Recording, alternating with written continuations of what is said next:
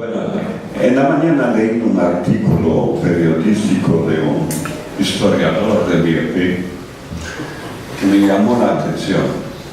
Era sobre los 130 años de la muerte de Carlos Marx, y él veía a Marx enraizado en tres conceptos principales. Uno era el romanticismo, otro el industrialismo y finalmente el igualitarismo. Y el igualitarismo lo comentaba en la manera en que decía que el igualitarismo acercaba a Marx a Mao Zedong y a Sendero Luminoso. Y esto, la verdad es que me llamó la atención, porque el igualitarismo es el centro del pensamiento político y social de la Ilustración y del siglo de las luces.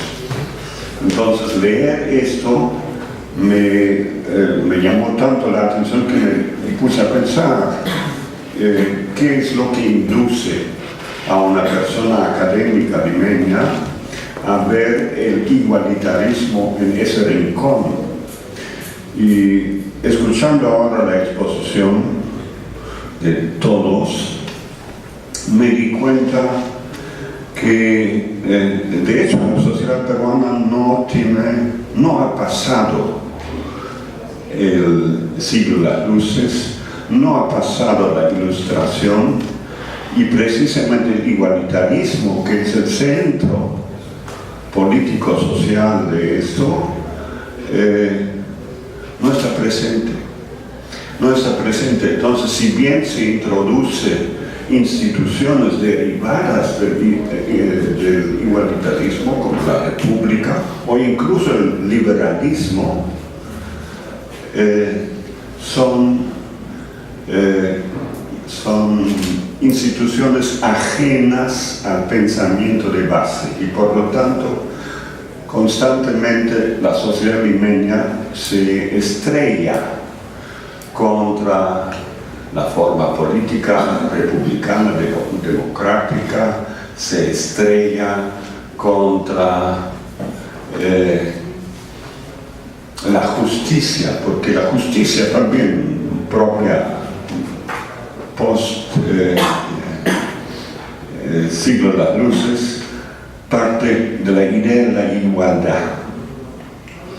Entonces, si no han pasado por el siglo de las luces ni los limeños ni los otros peruanos, entonces hay que pensar, bueno, ¿cómo logran organizar la convivencia con instituciones que importan o que son impuestos sin haber pasado por la idea básica de la Ilustración, que es el igualitarismo? Entonces, la decencia, por ejemplo, sería una forma de crear la desigualdad en una forma política que parte de la igualdad. Hablar de corrupción es también una forma de congraciarse con la desigualdad frente a una institucionalidad que pretende que debería haber una normalidad que no es corrupción. Yo siempre he pensado que el Perú en realidad es equivocado hablar de corrupción, porque todo es corrupto, como Queiroz bien lo describe, todo es corrupto. Es decir, esa es la normalidad, y más bien el no ser corrupto es lo anormal. Es decir, es partir de la idea de la igualdad ante la justicia. El racismo parece fuera de época, pero si uno asume la idea de que para la población peruana la igualdad no es una idea básica, entonces es normal. Y así todos estos idearios que de alguna manera se tocó en los comentarios, en la discusión, van por ahí. Es decir, también hay que ver más bien Fujimori tampoco ha pasado por el siglo de las luces. Y su idea sobre lo políticamente correcto es una jerarquía, pero no la igualdad o la organización de la igualdad. Entonces, yo pienso que habría que pensar un poquito más sobre cuáles son las consecuencias de que el Perú no ha pasado por el siglo de las luces, que no participa en las ideas básicas del siglo de las luces y genera constantemente construcciones auxiliares para seguir con su modo de vivir, con su modo de concebir la realidad, a pesar de que se les ha impuesto instituciones como el liberalismo, instituciones como la democracia, instituciones como la república. Bueno, muchas gracias. Solamente hacer una pequeña cita. Un remitido de 1881 en el periódico El Deber, que era el órgano de la propaganda, ¿no?, del gobierno de García Calderón, decía más o menos textualmente: el señor tal declara que la señorita fulana de tal no es la misma persona que se ha casado con un oficial chileno, y quiero poner bien claro esto para por cuestiones de honor, en fin. ¿Por qué cito esto? Porque a mi parecer el gran tema que está tocando el doctor Whipple se refiere a esas distancias, ¿no? La esencia es poner distancias, como ya lo han mencionado claramente las personas que han estado comentando. Y cuando comencé a leer el libro hace menos de un mes, pues me di cuenta al comenzar que se mencionaba un baile, y yo inmediatamente pensé que era ese baile que mencionaba un historiador y a la vez arqueólogo, Gabriel Ramón, en La muralla de los callejones, el baile de la victoria, ¿no?, mencionado pues en una larga tradición de Ricardo Palma, que hace una referencia muy importante, ¿no?, la distancia social que quieren hacer las personas de los nuevos ricos con los viejos ricos, por decir así, es decir, la élite que está ascendiendo del guano con los de la aristocracia colonial, venía menos, ¿no? La diferencia muy clara eran las joyas. Las joyas que utilizaban eran de las viejas familias tradicionales de plata, mientras que de la élite guanera eran de oro. Y en otros casos hasta heredaban algunos vestidos, ¿no es cierto?, los de la élite colonial, y las otras personas estaban con la moda francesa del último momento.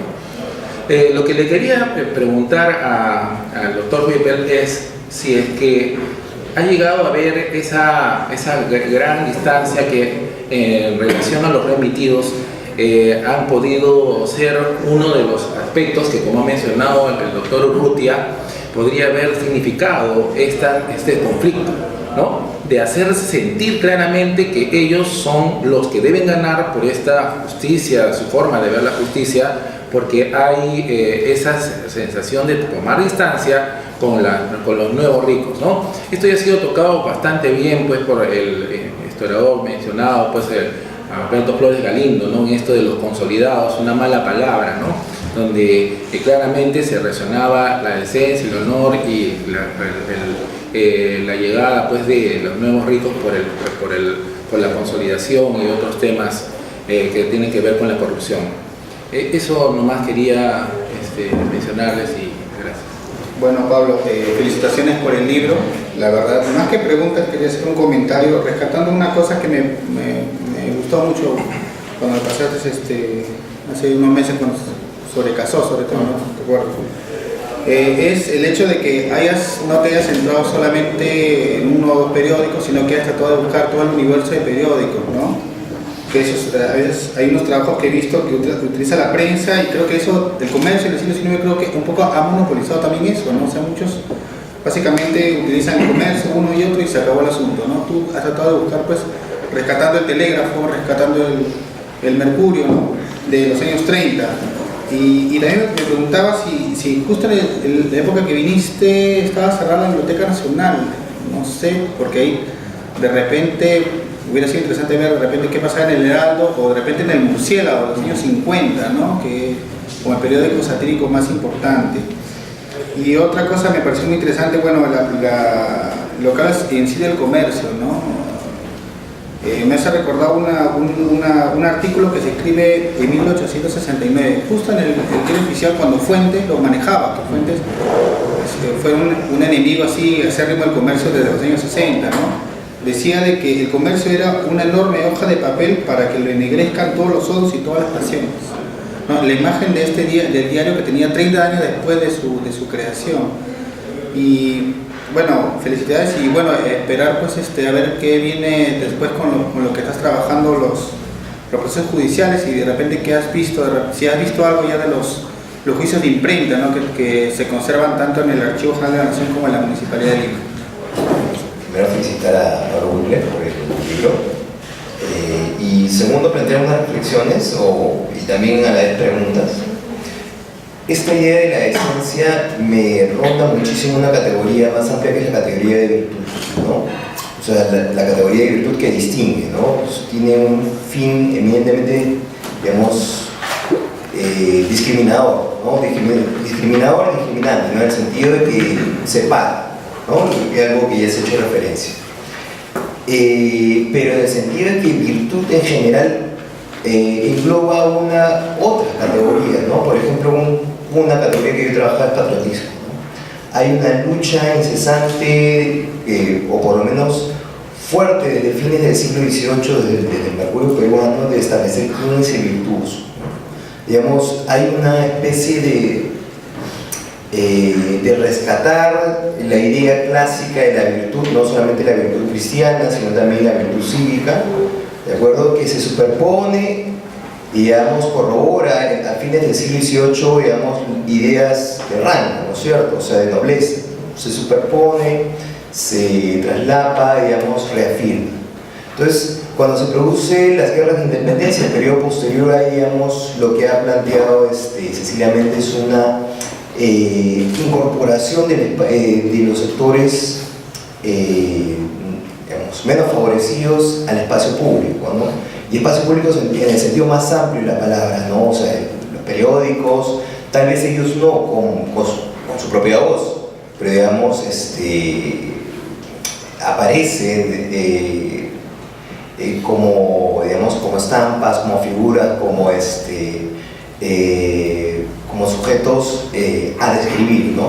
Pero también en el espacio público me refiero a las guerras, ¿no? A las batallas verbales en la calle, ¿no? Hay acercamiento, ¿no? En una ciudad muy pequeña, por ejemplo Lima, que no tiene más de 60.000 habitantes a principios de la República, hay un acercamiento peligroso entre las élites, ¿no? Desclasadas, debilitadas, y unos actores menos favorecidos, más beligerantes y, digamos, presentes, ¿no? Y, digamos, esta idea de la virtud y al mismo tiempo, digamos, la esencia como una de ellas es, digamos, fundamental. Una cosita adicional se me ocurría era esto acerca de lo fundamental de la idea del pleito, ¿cierto? Digamos, quién está dentro, quién está afuera, quién es quién, ¿no? ¿Qué actores están dentro, qué actores están afuera? ¿Y quiénes están fuera dentro del delito, quiénes no? ¿Quiénes tienen derecho o quiénes están legitimados para asumir el poder, ¿no? En el sentido que yo he trabajado, por ejemplo, en patriotismo y digamos, dentro de este concepto hay una serie de pautas que hacen que una persona sea verdaderamente patriota, ¿no? O sea, hay digamos, como una escala de comportamientos esperables, ¿no es cierto? Entonces, igual sucede lo mismo con decente, ¿no? Tú no estás dentro de esta categoría. Entonces, decide quién se encuentra en privilegio de convertirse, digamos, en que tiene la capacidad de actuar políticamente en el espacio público. Eso es lo que quería decir. Gracias. Sobre la ilustración y la idea de igualdad, ahí es donde yo tomo a Roberto Schwartz, que es este crítico brasilero, austriaco de origen, pero que ha trabajado en Brasil mucho tiempo, y lo que él llama favores, y dentro de lo que es la idea del favor y decencia, como que estaría impidiendo el desarrollo de lo liberal. Él dice de que en América Latina el liberalismo solo sería evidente a nivel discursivo y no en la práctica, porque las prácticas estarían atentando contra la construcción de ese ideal liberal. Ahora, lo que él invita es que a no necesariamente ver la imposibilidad de la ilustración ahí donde es evidente.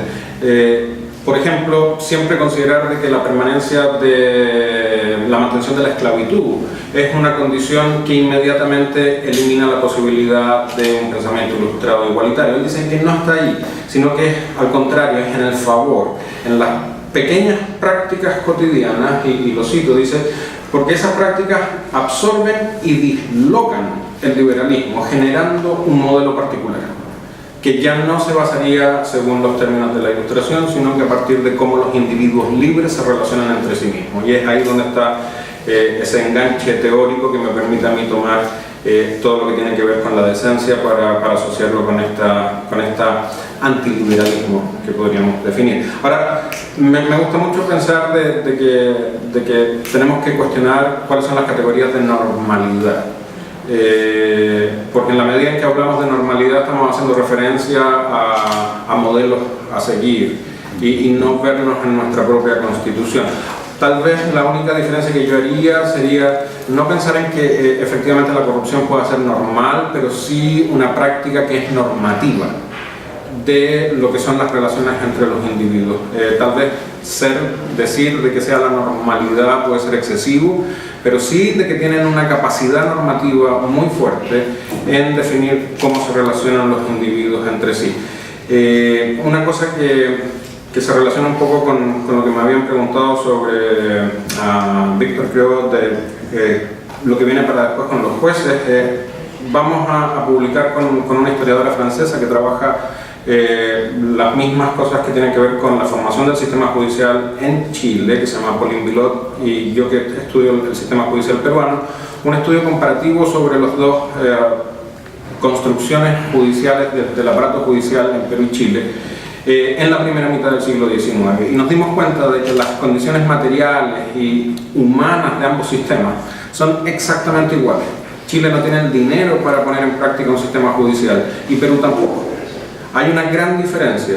Chile asume su incapacidad y la transforma en ley, diciendo de que no habrán jueces de primera instancia hasta que las condiciones sean las necesarias. Perú, por el contrario, desconoce la incapacidad e insiste en la ley, estableciendo de que tienen que haber jueces de primera instancia con formación universitaria en todos los distritos del país, sabiendo que es imposible. Entonces, si las condiciones materiales son exactamente iguales, lo que genera el impacto discursivo de insistir en algo que es imposible, aparece mucho más práctico el ejemplo chileno desde la perspectiva de asumir la incapacidad, hacerla visible y reconocerla.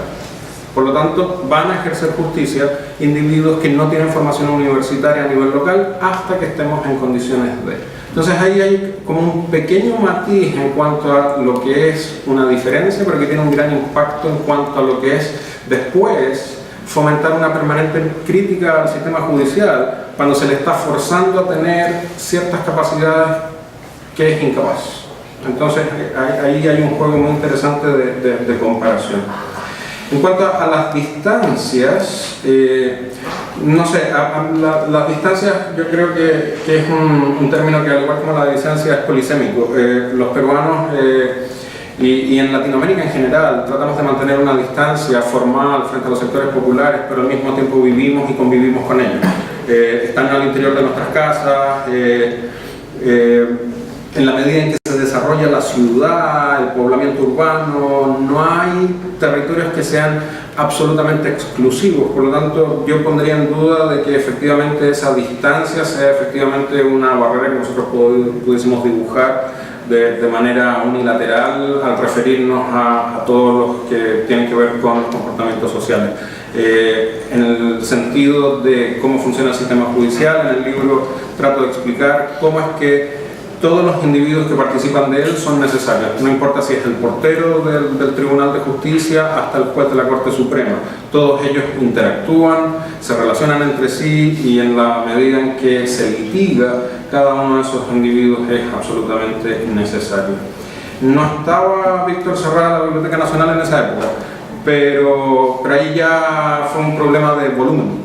De que el comercio me había dado tanto volumen, más el telégrafo, más creo que revisé los 2 años de la bolsa, el Mercurio peruano. Entonces hubo un momento que inicialmente fui al Instituto Río Agüero y a la Biblioteca Nacional a ver las colecciones, y las colecciones de la Biblioteca Nacional aparecían interrumpidas en los ciclos de información. Por lo tanto, opté por trabajar principalmente con lo que estaba en el Río Agüero, porque me daba secuencias de años más extensas.